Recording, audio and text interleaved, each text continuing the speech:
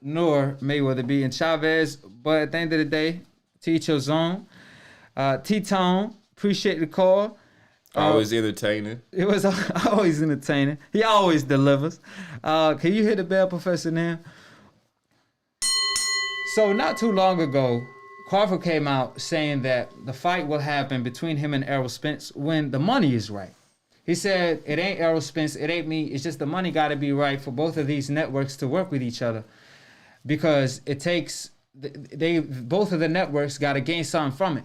Now, Bomac, he received a lot of backlash. You know Bomac, he outspoken and stuff. He came out saying, man, when Errol Spence stopped drinking, that's when he gonna fight. When he gonna fight us. Basically claiming that Errol Spence, he's still drinking to this day. He need to stop drinking and stuff like that. Now, he received a lot of backlash because Errol Spence just went through a car accident, you know. So people are kind of questioning why is Bomac attacking Errol Spence, especially when it comes to the drinking issue, and which is already kind of like an old story, and he already did that in the past. What's your take on that? Well, I mean, people take shots. This is a way that you can get leverage at the negotiating table. I usually like it when they don't get too personal, right? So kind of keep it when it comes to their behavior in the ring and stuff. But if you're kind of like, well, he got a drinking problem, or he on drugs, or he's doing this, then it adds a different dynamic to the fight. So I like the stance that, well, I didn't necessarily agree with it, but I like the stance that Errol Spence's trainer took to it, which he just broke it down to how much money that it would that you would need to generate as far as pay-per-view buys in order for you to get these two networks, for you to come together with these high-level athletes and for them to be able to be paid suitable purses for it. But this little slick shot about whenever he stops drinking and stuff, right, it's going to add a little fervor to the fight and stuff, but I would rather not have those kind of attacks. Yeah, I feel like, both fighters respect each other. Both fighters are willing to each other. Even Errol Spence came out, I think it was like 2 days ago, on live saying and stating that if I don't fight Terence Crawford this year, I will fight him 2021. He said he wants that fight. He said that's a fight he actually wants. It ain't like a fight he's running from. He actually want Bud Crawford on his resume. Mm-hmm. So like I said, I understand if Errol Spence is kind of basically ignoring Crawford, and Bomac wants a reaction out of Errol Spence. Mm-hmm. So he kind of like went there to get a reaction. But when Errol Spence and Crawford talk to each other, I mean, Crawford even called him that one time when they were going back and forth. So like, why you got to go there at the end of the day? I like Bomac. He outspoken and all that, but at the end of the day, that respect still got to be there because Errol Spence, even though, Crawford is his rival, but he always showed Crawford a lot of respect, and vice versa, even Crawford. Crawford, that's a bad boy, though. Crawford, that's a bad man because he walking up on everybody. On Kell Brook, man, he went to that Wilder versus Fury fight looking for some smoke. He like, man, where the PBC fighters at?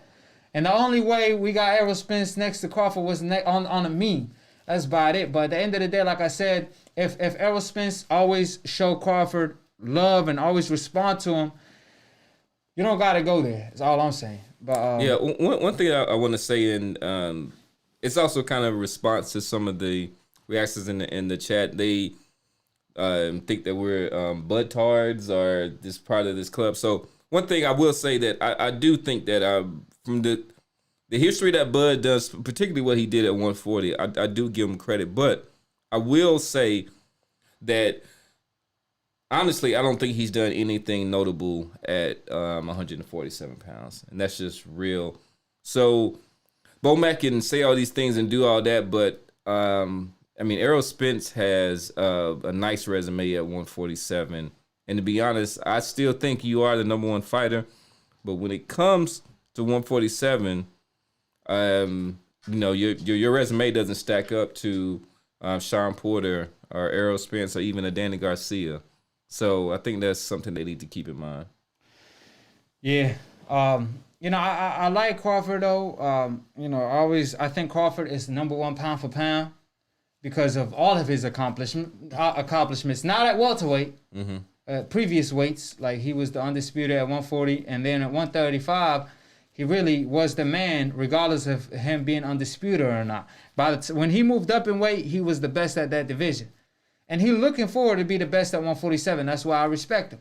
On the other hand, Errol Spence definitely did way more work at 147, and he's the #1 welterweight, period. However, Crawford is pound for pound #1 in my eyes because of all of his accomplishments. Errol Spence is #3, and they're going to clash in the fight of the decade, and the winner is going to be unquestionably pound for pound #1. So till then, I'm going to give both fighters their props. I understand some people that love Errol Spence because Crawford is that guy that could give Errol Spence his toughest fight to this day. A lot of people kind of give Crawford a hard time and vice versa. I understand that. But me from the outside looking in, I understand what I'm dealing with, and I know this is a fight to remember. So, you know. All right. I want to give just a shout out because we got the international flavor. Ernesto Boters, Ernesto from Holland. Love the content and keep up the good work, brother. Just want to give a shout out. Appreciate it. Holland, AkHi, appreciate the love.